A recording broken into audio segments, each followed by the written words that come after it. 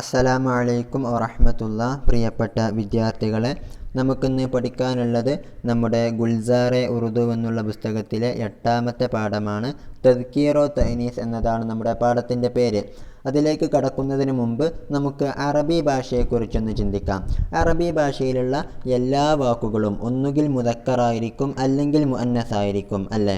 എന്നതുപോലെ തന്നെയാണ് ഉറുദു ഭാഷയും. ഉറുദു ഭാഷയിലുള്ള എല്ലാ വാക്കുകളും ഒന്നുകിൽ മുദക്കറായിരിക്കും അല്ലെങ്കിൽ മുഅന്നസായിരിക്കും. അത് മുദക്കറാണോ മുഅന്നസാണോ എന്ന് പരിഗണിച്ചിട്ടാണ് അതിനോടൊപ്പമുള്ള ഫിഅലുകളെ നമ്മൾ ഉപയോഗിക്കാറുള്ളത്. ഓക്കെ, ഇനി നമ്മൾ മറ്റൊരു കാര്യവും കൂടി മനസ്സിലാക്കേണ്ടതുണ്ട്. അതായത് ചില വാക്കുകൾ അത് മുദക്കറായിട്ട് ഉപയോഗിച്ചാൽ നമുക്കതിൻ്റെ മുഅന്നസ് പെട്ടെന്ന് തന്നെ മനസ്സിലാകും. ഉദാഹരണം പറഞ്ഞാൽ സഹോദരൻ എന്നുള്ള ഒരു മുദക്കർ പറഞ്ഞാൽ നമുക്ക് മനസ്സിലാകുമെന്ത്? സഹോദരി അതിൻ്റെ മുഅന്നസാണ് എന്ന്, അല്ലേ? എന്നുള്ളതുപോലെ ഉമ്മ എന്നുള്ളതിൻ്റെ മുദക്കറാണ് ഉപ്പ എന്നുള്ളത്. പൂവൻകോഴി എന്നതിൻ്റെ മുഅന്നസാണ് പിടക്കോഴി എന്നുള്ളത്. ഇങ്ങനെ മുദക്കറായിട്ടും മുഅന്നസായിട്ടും ഉപയോഗിക്കപ്പെടുന്ന വാക്കുകളുണ്ടാകും. ഓക്കെ, സാധാരണഗതിയിൽ ജീവനുള്ള വസ്തുക്കൾക്കാണ് അങ്ങനെ നമ്മൾ മുദക്കറും മുഅന്നസും പറയാറുള്ളത്, അല്ലേ? ഉമ്മ, ഉപ്പ എന്നുള്ളത് പോലെ പൂവൻകോഴി, പിടക്കോഴി, പശു, കാള എന്നൊക്കെയുള്ളത് പോലെ ജീവനുള്ള വസ്തുക്കൾക്കാണ് നമ്മൾ മുദക്കറും മുഅന്നസും ഉപയോഗിക്കാറുള്ളത്. ഓക്കെ, ഇത്തരത്തിലുള്ള പദങ്ങൾക്കാണ് നമ്മൾ ജിൻസ് ഹഖീഖി എന്ന് പറയുന്നത്. ജിൻസ് ഹഖീഖി എന്ന് പറഞ്ഞാൽ മുദക്കറും മുഅന്നസും ഉപയോഗിക്കപ്പെടുന്ന ആ പദങ്ങൾക്കാണ് പറയുക. ഉദാഹരണം ഉസ്താദ് ഇപ്പോൾ പറഞ്ഞതുപോലെ ഏത്? പൂവൻകോഴി, പിടക്കോഴി, ഉമ്മ, ഉപ്പ, രാജാവ്, രാജ്ഞി പോലത്തെ പദങ്ങൾക്കാണ് നമ്മൾ ജിൻസ് ഹഖീഖി എന്ന് പറയുന്നത്. മുദക്കറും മുഅന്നസും അതിനുണ്ടാകുമെന്നർത്ഥം. ഓക്കെ, എന്നാൽ മറ്റു ചില വാക്കുകൾ നാം ഒന്ന് ആലോചിച്ച് നോക്കൂ. മേശ. ഓക്കെ, മേശ എന്നുള്ളത് അതിനോടൊപ്പം ഒരു മുഅന്നസ് നമ്മൾ ഉപയോഗിക്കാറുണ്ടോ? ഇല്ലല്ലോ. അത് ഏത് രൂപത്തിലാണെങ്കിലും നമ്മൾ മേശ എന്ന് തന്നെയാണ് പറയാറുള്ളത്. എന്നുള്ളതുപോലെ വസ്ത്രം. വസ്ത്രം എന്നുള്ളതിന് അത് മുദക്കറാണോ മുഅന്നസാണോ എന്നൊന്നും നമ്മൾ പറയാറില്ല. ഓക്കെ, അപ്പോൾ ഇത്തരത്തിലുള്ള വാക്കുകൾക്കാണ്, അതായത് മുദക്കറോ മുഅന്നസോ എന്നില്ലാത്ത വാക്കുകൾക്കാണ് നമ്മൾ എന്ത് എന്ന് പറയുന്നത്? ജിൻസ് ഗൈർ ഹഖീഖി എന്ന് പറയുന്നത്. ഓക്കെ, അപ്പോൾ ജിൻസ് ഗൈർ ഹഖീഖി ആണെങ്കിലും അത്തരത്തിലുള്ള പദങ്ങളെയും നമ്മൾ മുദക്കറായിട്ടും മുഅന്നസായിട്ടും ഉപയോഗിക്കാറുണ്ട്. ഇൻഷാ അല്ലാഹ് അതിനെക്കുറിച്ച് നമുക്ക് അടുത്ത പാഠങ്ങളിലായിട്ട് ചർച്ച ചെയ്യാം. ഓക്കെ, നമുക്ക് ഈ പാഠത്തിൽ ചർച്ച ചെയ്യാനുള്ളത് നമ്മൾ പറഞ്ഞ ജിൻസ് ഹഖീഖി, അതായത് മുദക്കറും മുഅന്നസും ഉപയോഗിക്കപ്പെടുന്ന വാക്കുകളെ കുറിച്ചാണ്. ഒന്ന് ശ്രദ്ധിക്കുക.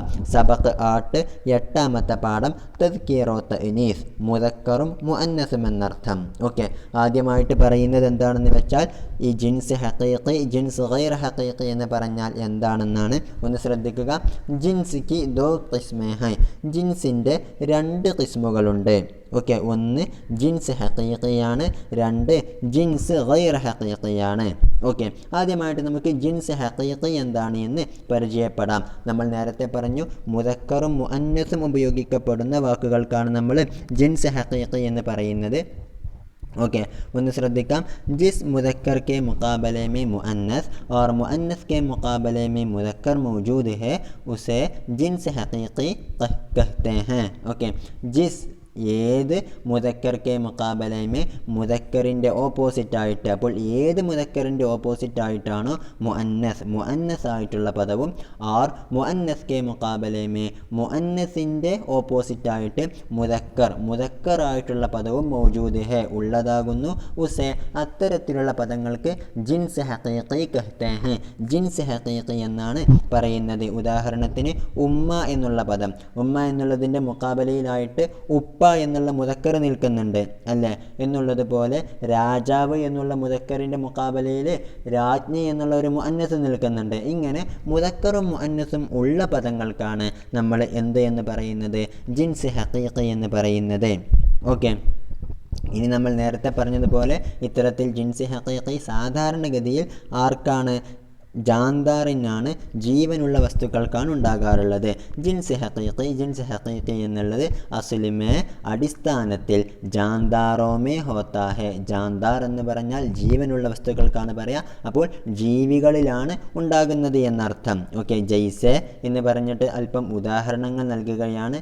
കിതാബിലെ ഒരു പെട്ടിക്കോളം നമുക്ക് കാണാം. ഓക്കെ, ജിൻസ് ഹഖീഖി സൂറത്ത് ജിൻസ് ഹഖീഖിയുടെ രൂപമാണ് അതിൻ്റെ താഴെ നൽകിയിട്ടുള്ളത്. അവിടെ മുദക്കർ മുഅന്നസ് എന്ന് പറഞ്ഞുകൊണ്ട് 2 കോളങ്ങൾ നമുക്ക് 2 തവണ കാണാവുന്നതാണല്ലേ. മുദക്കറിൻ്റെ താഴെ മർദ് എന്ന് കാണാം, മുഅന്നസിൻ്റെ താഴെ ഔറത്ത് എന്ന് കാണാം. ഓക്കെ, മർദ് എന്നാൽ പുരുഷൻ എന്നാണ് അർത്ഥം. അതിൻ്റെ സ്ത്രീലിംഗം, അതിൻ്റെ മുഅന്നസാണ് ഔറത്ത്, സ്ത്രീ എന്നുള്ളത്. ഓക്കെ, ഷൗഹർ എന്ന് പറഞ്ഞാൽ എന്താണ്? മാരൻ എന്നാണ്, ഭർത്താവ് എന്നാണ് അർത്ഥം. അതിൻ്റെ സ്ത്രീലിംഗമാണ്, മുഅന്നസാണ് ബീവി എന്നുള്ളത്, ഭാര്യ എന്നർത്ഥം. ബാപ്പ് എന്ന് പറഞ്ഞാൽ പിതാവ്, അതിൻ്റെ സ്ത്രീലിംഗം മാതാവ്. ഇനി അടുത്ത ഘട്ടത്തിൽ ബേൽ എന്ന് പറഞ്ഞാൽ കാള, അതിൻ്റെ മുഅന്നസാണ് ഗായേ, പശു എന്നർത്ഥം. ബില്ല എന്നാൽ ആൺപൂച്ചക്കാണ് പറയുക, ബില്ലി എന്നാൽ പെൺപൂച്ച.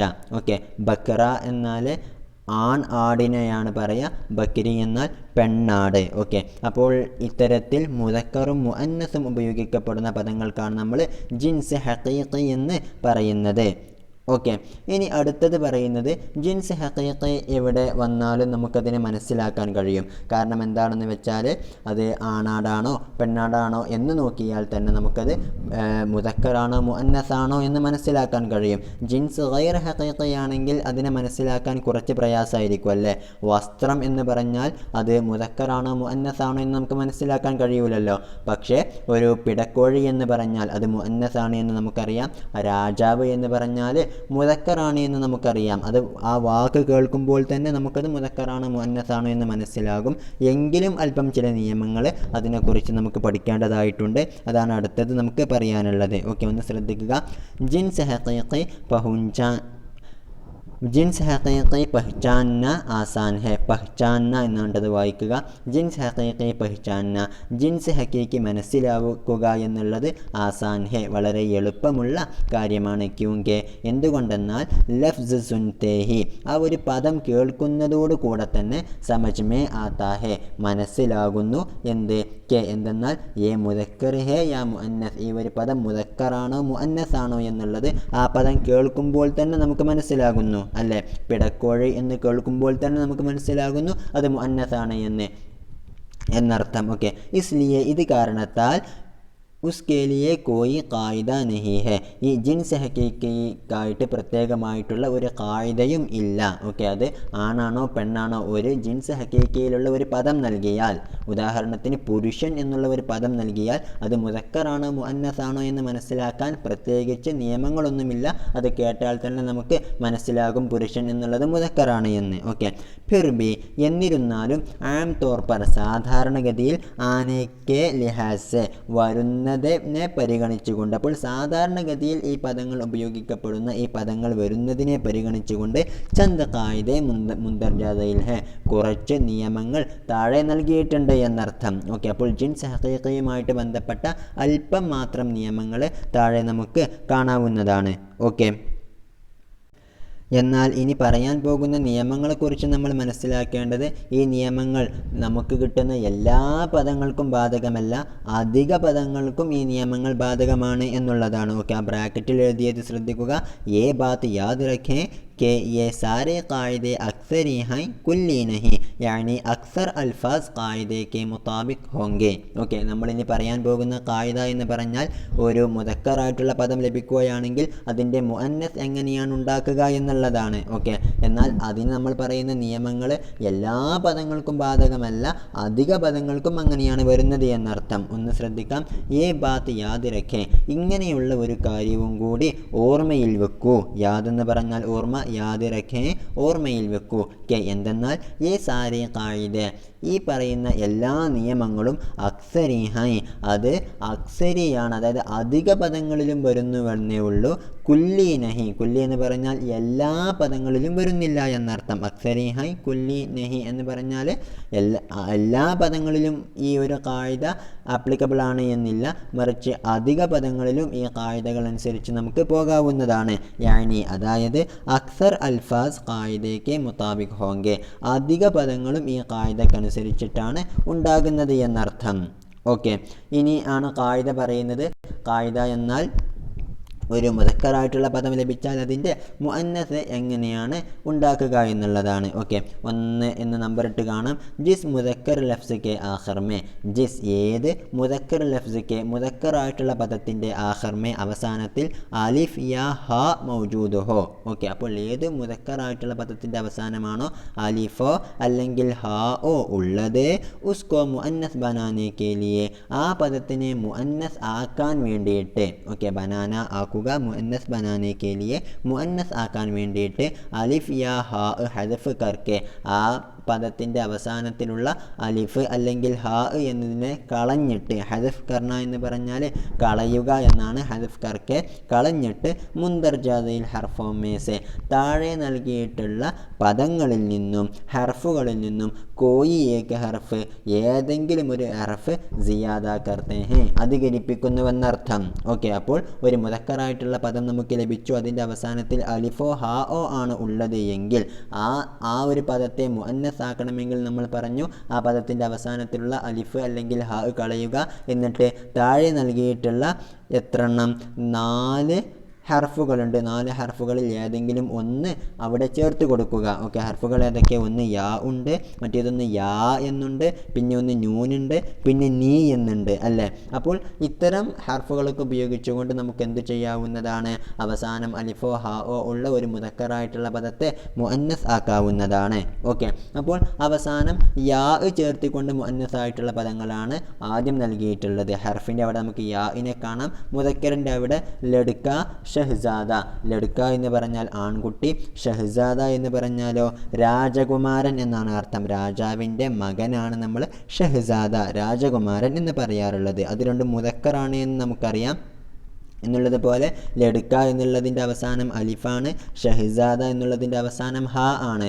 അതിനെ നമ്മൾ മുഅന്നസാക്കാൽ എങ്ങനെയാണ് എന്ന് പറഞ്ഞിരുന്നു. അവിടെയുള്ള അലിഫിനെ കളയുക അല്ലെങ്കിൽ ഹാഇനെ കളയുക, എന്നിട്ട് തൽസ്ഥാനത്ത് യാഇനെ ചേർത്തി കൊടുക്കുക. അങ്ങനെയാണ് ലഡ്ക എന്നുള്ളതിൻ്റെ മുഅന്നസ് ലഡ്കി എന്നാകുന്നത്, ഷഹ്സാദ എന്നുള്ളതിൻ്റെ മുഅന്നസ് ഷഹ്സാദി എന്നാകുന്നു. അവ രണ്ടിൻ്റെയും അവസാനം നമ്മൾ അലിഫിനെയും ഹാഇനെയും കളഞ്ഞിട്ട് യാഇനെ ചേർത്തി കൊടുക്കുന്നുവെന്നർത്ഥം.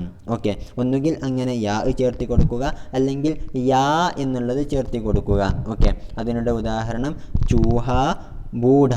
ഓക്കെ, ചൂഹ എന്ന് പറഞ്ഞാൽ എലി എന്നാണ് അർത്ഥം, ബൂഢ എന്നാലോ വൃദ്ധൻ എന്നാണ് അർത്ഥം. അത് രണ്ടും മുദക്കറായിട്ടുള്ള പദങ്ങളാണ് എന്ന് മാത്രമല്ല അതിൻ്റെ എല്ലാം അവസാനം അലിഫ് നമുക്ക് കാണാവുന്നതാണ്. അപ്പോൾ നമ്മൾ പഠിച്ച കായിക അനുസരിച്ച് അവിടുത്തെ അലിഫിനെ കളയുകയും എന്നിട്ട് തൽസ്ഥാനത്ത് യാ എന്നുള്ളത് ചേർത്തി കൊടുക്കുകയും വേണമല്ലേ.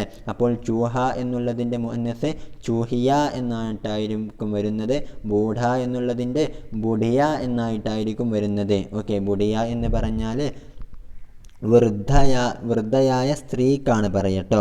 ഓക്കെ, ഇനി അടുത്തത് നൂന് ചേർത്തി കൊടുക്കുന്നതിനെ കുറിച്ചാണ്. അതിൻ്റെ മുദക്കറായിട്ടുള്ള പദങ്ങൾ നൽകിയിട്ടുള്ളത്, ഒന്ന് ഗവാല, മറ്റേതൊന്ന് ദൂൽഹ. ഓക്കെ, ഗവാല എന്ന് പറഞ്ഞാൽ പശുക്കളെ സംരക്ഷിക്കുന്ന ഇടയനെ കുറിച്ചാണ് പറയുക ഗവാല എന്നുള്ളത്. ദൂൽഹ എന്ന് പറഞ്ഞാൽ ഭർത്താവ് എന്നാണ് അർത്ഥം. അത് രണ്ടും മുദക്കറായിട്ടുള്ള പദങ്ങളാണ്. അവയുടെ എല്ലാം അവസാനം നമുക്ക് അലിഫ് കാണാവുന്നതാണ്. ഏതായാലും അവിടെ മുഅന്നസാക്കാനുള്ള രീതി നമ്മൾ പറഞ്ഞു. ആ അലിഫിനെ കളഞ്ഞിട്ട് അവസാനം നൂന് ചേർത്തി കൊടുക്കുക. അങ്ങനെ ഗവാല എന്നുള്ളതിൻ്റെ മുഅന്നസാണ് ഗവാലൻ, ദൂൽഹ എന്നുള്ളതിൻ്റെ മുഅന്നസാണ് ദൂൽഹൻ എന്നുള്ളത്. ഓക്കെ, അവിടെയെല്ലാം നമ്മൾ നൂന് ചേർത്തി കൊടുക്കുന്നുവെന്നർത്ഥം. ഇനി അടുത്തത് നീ എന്നുള്ള പദത്തെ ചേർത്തി കൊടുക്കാനാണ്. ഓക്കെ, അതിൻ്റെ മുദക്കറായിട്ടുള്ള പദങ്ങൾ കസേറ എന്നുള്ളത് പോലെ ബന്യ. ഓക്കെ, ഇതാണ് ആ 2 പദങ്ങൾ. കസേര എന്ന് പറഞ്ഞാൽ ഓട്, ചെമ്പ് എന്നിവയൊക്കെ ഉപയോഗിച്ചുകൊണ്ട് പാത്രങ്ങൾ ഉണ്ടാക്കുന്നതിനെ കുറിച്ചാണ് പറയുക. ഒറ്റവാക്കിലവരെ കുറിച്ച് നമ്മൾ മൂശാരി എന്ന് പറയും. ഓക്കെ, അടുത്തത് ബന്യ എന്ന് പറഞ്ഞാൽ വ്യാപാരി എന്നാണ് അർത്ഥം. ഏതായാലും ഈ 2 പദങ്ങളും എന്താണ്, മുദക്കറായിട്ടുള്ള പദമാണ്. ഇവിടെയെല്ലാം അവസാനം അലിഫാണുള്ളത്. അതിന് മുഅന്നസാക്കുന്ന രൂപം നമ്മൾ നേരത്തെ പറഞ്ഞു. എന്ത്, അവിടെയുള്ള അലിഫിനെ കളഞ്ഞിട്ട് ആ തൽസ്ഥാനത്ത് നീ എന്നുള്ള പദം ചേർത്തി കൊടുക്കുക. അപ്പോൾ കസീർനി ബന്യി. ഓക്കെ, എന്നീ 2 ബനീനി എന്നുള്ള ഈ 2 പദങ്ങളായിട്ടാണ് അവ രണ്ടിൻ്റെയും മുഅന്നസായിട്ടുള്ള പദങ്ങൾ മാറുന്നത് എന്നർത്ഥം. ഓക്കെ, ഇനി നമ്മൾ മനസ്സിലാക്കേണ്ടത് നമ്മൾ നേരത്തെ പറഞ്ഞതാണ് എന്താണെന്ന് വെച്ചാൽ എല്ലാ പദങ്ങൾക്കും ഇത് ആപ്ലിക്കബിൾ അല്ല എന്ന്. ഓക്കെ, അധിക പദങ്ങൾക്കുമാണ് ഇത് ആപ്ലിക്കബിൾ ആയിട്ടുള്ളത്. അതുതന്നെ നമ്മൾ പറഞ്ഞത് എന്താണ്, അവസാനം അലിഫോ ഹാഓ വന്നിട്ടുള്ള മുദക്കറായിട്ടുള്ള പദങ്ങളിലാണ് ഒന്നുകിൽ യാ അല്ലെങ്കിൽ യാ അല്ലെങ്കിൽ നൂന് അല്ലെങ്കിൽ നീ എന്നുള്ള പദങ്ങൾ ചേർത്ത് കൊടുത്തുകൊണ്ട് നമ്മൾ മുഅന്നസാക്കേണ്ടത്. എന്നാൽ ചില പദങ്ങൾ, ഉറുദു ഭാഷയിലുള്ള ചില പദങ്ങൾക്ക് അവയുടെ തന്നെ മുഅന്നസ് വേറിട്ട് തന്നെ വന്നിട്ടുണ്ട്. അതാണ് അടുത്തത് പറയുന്നത്. 2 ബഅസ് മുദക്കർ അൽ അസ്മാക്കോ ഖാസ് മുഅന്നസ് മൗജൂദ് ഹൈ ജോ മുസ്തഅമിൽ ബി ഹൈ. ഓക്കെ, ബഅസ് മുദക്കർ അസ്മാക്കോ ചില മുദക്കർ പദങ്ങൾക്ക്, ഇസ്മുകൾക്ക് ഖാസ് പ്രത്യേകമായിട്ടുള്ള മുഅന്നസ് മൗജൂദ് ഹൈ മുഅന്നസായിട്ടുള്ള പദങ്ങൾ ഉണ്ട്. ജോ മുസ്തഅമിൽ ബി ഹൈ എങ്ങനത്തെയാണെന്ന് വെച്ചാൽ അത് ഉപയോഗിക്കപ്പെടുകയും ചെയ്യുന്നപ്പോൾ സാധാരണഗതിയിൽ ഉപയോഗിക്കപ്പെടുന്ന ചില പദങ്ങളുണ്ട്. അവയുടെ മുഅന്നസും ഉറുദുവിൽ പ്രത്യേകമായിട്ട് തന്നെ വന്നിട്ടുള്ളതാണ്. ജയ്സെ, ഉദാഹരണത്തിന് ഏതൊക്കെ, സുൽത്താൻ. ഓക്കെ, സുൽത്താൻ എന്ന് പറഞ്ഞാൽ സുൽത്താൻ എന്ന് തന്നെയാണ് നമ്മൾ മലയാളത്തിലും പറയാറുള്ളത്. ഏതായാലും സുൽത്താൻ എന്നുള്ളത് ആണാണ്, അതിൻ്റെ മുഅന്നസ് സുൽത്താന എന്നുള്ളതാണ്. ഓക്കെ, ഇനി അത് കഴിഞ്ഞിട്ട് മലിക്. മലിക് എന്നാൽ രാജാവ്, അതിൻ്റെ മുഅന്നസാണ് മലിക, രാജ്ഞി എന്നുള്ളത്. Okay, big. ബീഗ് എന്ന് പറഞ്ഞാൽ സമ്പന്നൻ എന്നും അർത്ഥമുണ്ട് എന്നതല്ല, രാജസദസ്സിലെ ഒരു പദവിക്കും നമ്മൾ ബീഗ് എന്ന് പറയാറുണ്ട്. ഏതായാലും ആ പദവിയിലുള്ള ആണിനെ കുറിച്ചാണ് നമ്മൾ ബീഗ് എന്ന് പറയാറുള്ളത്. അതിൻ്റെ മുഅന്നസാണ് ബീഗം എന്നുള്ളത്. ഓക്കെ, ഏതായാലും ഈ 3 പദങ്ങൾ ശ്രദ്ധിക്കുക. ഇവിടെ നമ്മൾ നേരത്തെ പറഞ്ഞ ഒരു ഖാഇദയും നമ്മൾ പുലർത്തിയിട്ടില്ല. അവസാനം യാഇനെയോ അല്ലെങ്കിൽ യാ അല്ലെങ്കിൽ നൂന് അല്ലെങ്കിൽ നീ എന്നുള്ള ഈ 4 പദങ്ങളിൽ ഒന്നിനെയും നമ്മൾ ചേർത്തിട്ടില്ല. മറിച്ച് ഇവയെല്ലാം സുൽത്താന എന്നുള്ളതിൻ്റെ മുഅന്നസായിട്ട് സുൽത്താന എന്നാണ്, സുൽത്താൻ എന്നുള്ളതിൻ്റെ മുഅന്നസ് സുൽത്താന എന്നതായിട്ടാണ് ഉറുദുവിൽ ഉപയോഗിക്കാറുള്ളത്. എന്നുള്ളതുപോലെ മലിക് എന്നുള്ളതിനോടൊപ്പം ഒരു ഹാ കൂടി ചേർത്ത് മലിക എന്നാണ് ഉറുദുവിൽ മുഅന്നസായിട്ട് ഉപയോഗിക്കാറുള്ളത്.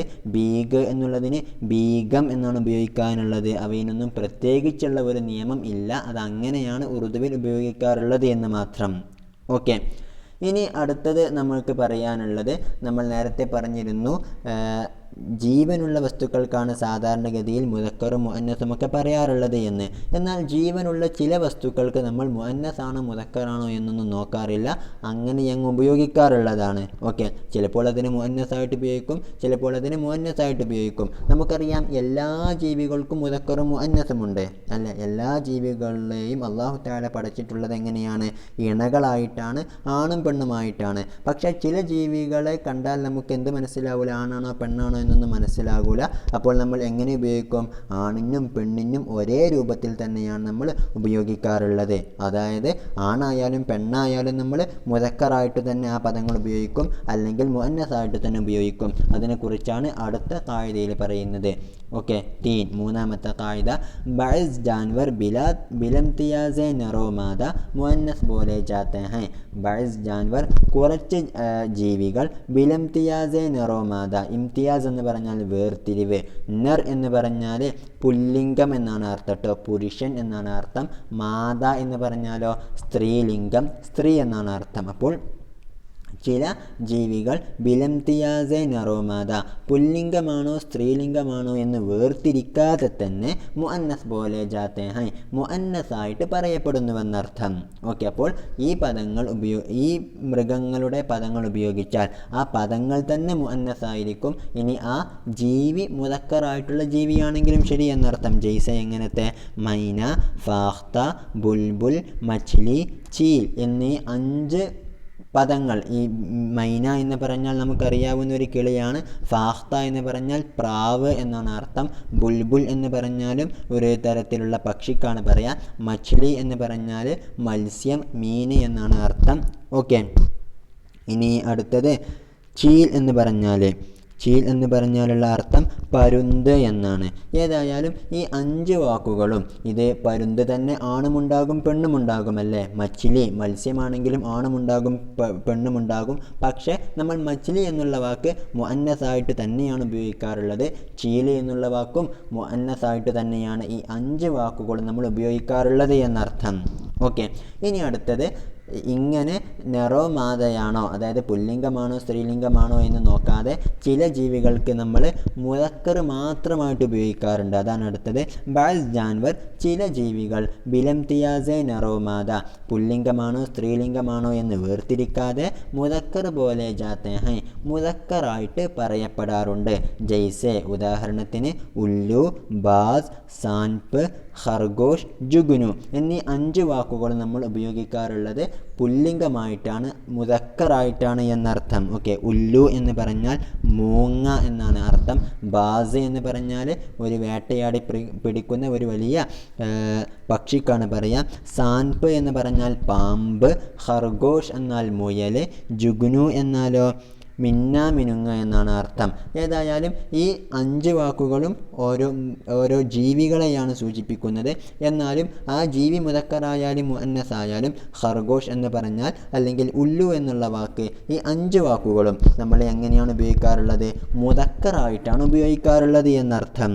ഓക്കെ, അപ്പോൾ അതും നമ്മൾ പഠിച്ചു കഴിഞ്ഞു. ഇനി അടുത്തത് എന്താണെന്ന് വെച്ചാൽ ചില മുറക്കബായിട്ടുള്ള പദങ്ങളുണ്ടാകും.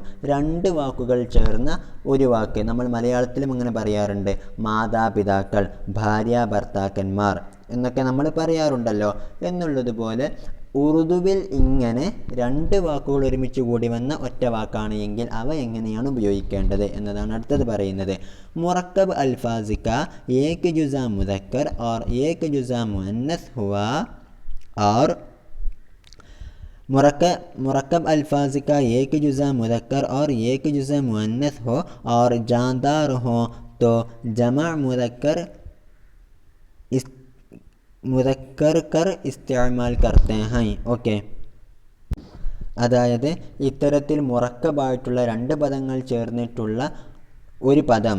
ഓക്കെ, ഭാര്യ ഭർത്താക്കന്മാർ എന്നുള്ള പദം ഉദാഹരണത്തിന് മലയാളത്തിൽ അതിൻ്റെ ഏക് ജുസ മുദക്കർ, അതിലുള്ള ഒരു ജുസ് മുദക്കറും ഓർ ഏക് ജുസ മുഅന്നസ്, മറ്റൊരു ജുസ് മുഅന്നസുമാണ് എങ്കിൽ ഭാര്യ ഭർത്താക്കന്മാർ എന്നുള്ളിടത്ത് ഭാര്യ എന്നുള്ളത് മുഅന്നസും ഭർത്താവ് എന്നുള്ളത് മുദക്കറുമാണല്ലോ. ഇങ്ങനെയാണ് എങ്കിൽ ഓർ ജാന്താർ ഹോ, അതിനോടൊപ്പം 2 പേരും, അതായത് ഭാര്യ എന്നുള്ളതും ഭർത്താവ് എന്നുള്ളതും ജാന്താർ ഹോ, അത് ജീവനുള്ള വസ്തുക്കളുമാണ് എങ്കിൽ ജമ മുദക്കർ ഇസ്തിഅമാൽ കർത്തേ ഹൈ, അവയെ നമ്മൾ ജംഅ മുദക്കറായിട്ടാണ് ഉപയോഗിക്കാറുള്ളത്. ഓക്കെ, ഉദാഹരണത്തിന് ലഡ്കെ ലഡ്കിയ, മാം ബാപ്പ്, ഷൗഹർ ബീവി എന്നുള്ളിടത്തൊക്കെ ആൺകുട്ടികളും പെൺകുട്ടികളും എന്നുള്ള അർത്ഥത്തിലാണ് ലഡ്കെ ലഡ്കിയ എന്ന് പറയുന്നത്. മാം ബാപ്പ് എന്ന് പറഞ്ഞാൽ മാതാപിതാക്കൾ, ഷൗഹർ ബീവി എന്ന് പറഞ്ഞാൽ ഭാര്യ ഭർത്താക്കന്മാർ. ഏതായാലും ഇവിടെയൊക്കെ 2 പദങ്ങൾ ചേർന്നിട്ടാണ് ലഡ്കെ ലഡ്കിയ എന്നുള്ള 2 പദങ്ങൾ ചേർന്നിട്ടാണ് ആ പദം തന്നെ ഉണ്ടായിട്ടുള്ളത്. അതിൽ ലഡ്കെ എന്ന് പറഞ്ഞാൽ ആൺകുട്ടികളും ലഡ്കിയ എന്ന് പറഞ്ഞാൽ പെൺകുട്ടികളുമാണ്. മാം ബാപ്പ് എന്നുള്ളിടത്ത് മാ എന്നുള്ളത് സ്ത്രീലിംഗവും ബാപ്പ് എന്നുള്ളത് പുല്ലിംഗവുമാണ്. ഷൗഹർ ബീവി എന്നുള്ളിടത്തും അങ്ങനെ തന്നെ. ഏതായാലും ഇങ്ങനെ മുറക്കബായിട്ടുള്ള പദങ്ങൾ നമ്മൾ ജംഅ മുദക്കറായിട്ടാണ് ഉപയോഗിക്കുന്നത്. കാരണം ഇവയെല്ലാം ജാന്താറാണ്, ജീവനുള്ള വസ്തുക്കളാണ് എന്നർത്ഥം. ഓക്കെ, ഇനി അടുത്തതായിട്ട് നമുക്ക് ഇതിൻ്റെ മഷ്ഖാണ് പഠിക്കാനുള്ളത്. മഷ്ഖ് എന്ന് പറഞ്ഞാൽ ഇതിൻ്റെ എക്സസൈസ് നിങ്ങൾ ചെയ്യേണ്ടതാണ്. അപ്പോൾ ഒന്ന് ശ്രദ്ധിക്കുക. ഒന്നാമത്തെ एक्सरसाइज मुंदरजातिल अल्फाज में से मुज़क्कर हकीकी और मुअन्नस हकीकी अलग करके लिखिए. മുന്ദർജാതിൽ അൽഫാസ് से താഴെ നൽകിയിട്ടുള്ള പദങ്ങളിൽ നിന്നും മുദക്കർ ഹക്കീക്കി और മുഅന്നസ് ഹക്കീക്കി, മുദക്കർ ഹക്കീക്കിയും മുഅന്നസ് ഹക്കീക്കിയും അലഗ് കർക്കെ ലിഖിയെ, അവയെ വേർതിരിച്ച് എഴുതൂ എന്നുള്ളതാണ് ചോദ്യം. അപ്പോൾ അതിന് താഴെ നമുക്ക് 10 വാക്കുകൾ കാണാം. ആ 10 വാക്കുകളിലും മുദക്കർ ഏതാണ് മുഅന്നസ് ഏതാണ് എന്ന് നിങ്ങൾ 2 കോളത്തിലാക്കിയിട്ട് എഴുതിയിട്ട് ചെയ്യാനാണ് പറയുന്നത്. ഓക്കെ, ആ വാക്കുകളൊന്ന് വായിച്ചു നോക്കാം. ബേട്ട, ഘോടി, ഭേൻസ്, ദുൽഹൻ, ഗവാല, ബുഡിയ, ഖർഗോഷ്, ബുൽബുൽ, മലിക്ക, ഉല്ലു. ഓക്കെ, ഈ വാക്കുകളിൽ അധികവും നമ്മൾ പാഠഭാഗത്ത് പഠിച്ചിട്ടുള്ളതാണ്. ബേട്ട എന്ന് പറഞ്ഞാൽ ആൺകുട്ടിക്കാണ് പറയുക. ഘോടി എന്നാൽ പെൺ കുതിരക്കാണ് പറയുക. ഓക്കെ, ഭേൻസ് എന്നാൽ എരുമ, പിന്നെ ദുൽഹൻ, ഗവാല, ബുഡിയ, ഖർഗോഷ്, ബുൽബുൽ, മലിക്ക, ഉല്ലു എന്നീ പദങ്ങളൊക്കെ നമ്മൾ പാഠഭാഗത്ത് പഠിച്ചിട്ടുള്ളതാണ്. ഏതായാലും ഇതിലുള്ള പദങ്ങളെ മുദക്കർ ഹക്കീക്കിയും മുഅന്നസ് ഹക്കീക്കിയുമായിട്ട് വേർതിരിച്ചിട്ട് നിങ്ങൾ എഴുതുക വേണം. ഓക്കെ, ഇനി രണ്ടാമത്തെ ചോദ്യം. നീച്ചെ ദിയേ ഗയെ അൽഫാസ് കോ Masi Lasim K ഫാഇൽ ബനാക്കെ ജുംലോ may ഇസ്തിഅമാൽ കീജിയെ. Okay, നീച്ചെ ദിയേ ഗയെ താഴെ നൽകപ്പെട്ടിട്ടുള്ള അൽഫാസ് കോ പദങ്ങളെ മാസി ലാസിം കെ ഫാഇൽ ബനാക്കെ. നമുക്ക് ഫിഅലുകളെ നമുക്കറിയാം അത് ലാസിമും മുതഅദ്ദിയുമായിട്ട് വരാറുണ്ടല്ലേ. അപ്പോൾ എന്നതുപോലെ തന്നെ മാസി, മുസ്തഖ്ബിൽ, അംർ, നഹി എന്നീ രൂപത്തിലും ഹാല് എന്നീ രൂപത്തിലും വരാറുണ്ട്. എന്നാൽ താഴെ നൽകിയിട്ടുള്ള പദങ്ങളെ നിങ്ങൾ എന്താണ് ചെയ്യേണ്ടത്? ലാസിമായിട്ടുള്ള ഒരു മാളിയായിട്ടുള്ള ഫിഅലിൻ്റെ ഫാഇലായിട്ടാണ് എഴുതേണ്ടത്. ഓക്കെ, ബനാക്കെ ജുംലൂം ഇസ്തിഅമാൽ കീജിയെ അങ്ങനെ ആക്കിയിട്ട് ജുംലയിൽ പ്രയോഗിക്കാനാണ് പറയുന്നത്. അപ്പോൾ മാസി ലാസിം തന്നെ ഉപയോഗിക്കണമെന്ന് പറയാനുള്ള കാരണം എന്താ? അപ്പോൾ ഈ വാക്കുകൾ എന്താണോ മുദക്കറാണ് എങ്കിൽ അതിനനുസരിച്ച് ആ ഫിഅലിൽ മാറ്റങ്ങളുണ്ടാകും. ആ പദങ്ങൾ മുഅന്നസാണ് എങ്കിൽ അതിനനുസരിച്ചും ആ ഫിഅലിൽ മാറ്റമുണ്ടാകും. അതുകൂടി അറിയാനും വേണ്ടിയിട്ടാണ് നിങ്ങളോട് മാസി ലാസിം തന്നെ ഉപയോഗിക്കണമെന്ന് പറഞ്ഞിട്ടുള്ളത് കേട്ടോ. ഓക്കെ, പദങ്ങൾ എന്താണെന്ന് വെച്ചാൽ ഒന്ന് ബച്ചി പെൺകുട്ടി, ദാദാ എന്ന് പറഞ്ഞാൽ പിതാവിൻ്റെ ഉപ്പാക്കാണ് പറയുക, വല്യുപ്പ എന്നാണ് അർത്ഥം. ബക്കറ എന്നാൽ ആണാട്, മുർഗി എന്നാൽ പിടക്കോഴി, ഷഹ്സാദ എന്നാൽ രാജകുമാരൻ. ഏതായാലും ഈ 5 വാക്കുകളെയും നിങ്ങൾ എന്തു ചെയ്യണം? ഒരു മാസിയായിട്ടുള്ള ലാസിമായിട്ടുള്ള ഫിഅലിൻ്റെ ഫായിലായിട്ട് എഴുതിയിട്ട് ജുംലയിൽ പ്രയോഗിക്കണമെന്നർത്ഥം. ഓക്കെ, ഇനി മൂന്നാമത്തെ ചോദ്യം ഗൽത്തിയ ദുരുസ്ത് കീജിയെ. അതിന് താഴെ നമുക്ക് 4 ജുംലകൾ കാണാമല്ലേ. 4 ജുംലകളിലും തെറ്റുകളുണ്ട്. ഗൽത്തിയ തെറ്റുകൾ, ദുരുസ്ത് കീജിയെ അവയെല്ലാം ശരിയാക്കൂ എന്നതാണ് അവിടെ പറയുന്നത്. അപ്പോൾ നമുക്കറിയാം മുഅന്നസായിട്ടുള്ള ഒരു ഫായിലാണ് വരുന്നത് എങ്കിൽ അതിൻ്റെ ഫിഅല് മുഅന്നസായിട്ട് തന്നെ വരണം എന്നുള്ളതുപോലെ മുദക്കറായിട്ടുള്ള ഫായിലാണെങ്കിൽ അതിനനുസരിച്ചിട്ടാണ് അതിൻ്റെ ഫിഅലും വരേണ്ടത്. ഓക്കെ, അപ്പോൾ ആ വിഷയത്തിൽ എവിടെയെങ്കിലും താഴെയുള്ള ജുംലകളിൽ തെറ്റ് നൽകിയിട്ടുണ്ട് എങ്കിൽ അവയെല്ലാം തിരുത്തിക്കൊണ്ടാണ് നിങ്ങൾ എഴുതേണ്ടത്. ഓക്കെ, ഒന്നാമത്തെ പറയുന്നത് ബീഗം നഹാനെ ഗയാഹെ. ഓക്കെ, ബീഗം എന്ത് ചെയ്യാൻ പോയിട്ടുണ്ട്? കുളിക്കാൻ പോയിട്ടുണ്ട് എന്നാണ് അതിൻ്റെ അർത്ഥം. രണ്ടാമത്തേത് ജുഗ്നു അന്ധേരെ മേ ചമക്തി ഹെ. ജുഗ്നു എന്നാൽ എന്താണ്? മിന്നാമിനും എന്നാണ് അർത്ഥം. ജുഗ്നു അന്ധേരേമേ ഇരുട്ടിൽ, ചമക്തി ഹെ പ്രകാശിക്കുന്നുവെന്നതാണ് രണ്ടാമതുള്ള ജുംല. മൂന്നാമത്തേത് ബുൽബുൽ ബാഗ്മേ ഗുൻഗുനാത്താ ഹെ. ഓക്കെ, ബുൽബുൽ എന്നുള്ള പക്ഷി ബാഗ്മേ തോട്ടത്തിൽ, ഗുൻഗുനാത്താ ഹെ മൂളിപ്പാട്ട് പാടുന്നു എന്നാണ് അതിൻ്റെ അർത്ഥം. ഇനി നാലാമത്തേത് ഭേൻസ ഘാസ് ഖാത്തി ഹെ. ഭേൻസ എന്നാൽ പോത്ത് എന്നാണ് അർത്ഥം. ഭേൻസ ഘാസ് ഖാത്തി ഹെ. ഘാസ് എന്ന് പറഞ്ഞാൽ പുല്ല്. അപ്പോൾ പോത്ത് പുല്ല് തിന്നുന്നുവെന്നാണ് അതിൻ്റെ അർത്ഥം. ഏതായാലും ഈ 4 വാക്യങ്ങളിലും തെറ്റുകൾ വരുത്തിയിട്ടാണ് എഴുതിയിട്ടുള്ളത്. അവയെല്ലാം നിങ്ങൾ ശരിയാക്കി എഴുതുക കൂടി വേണം.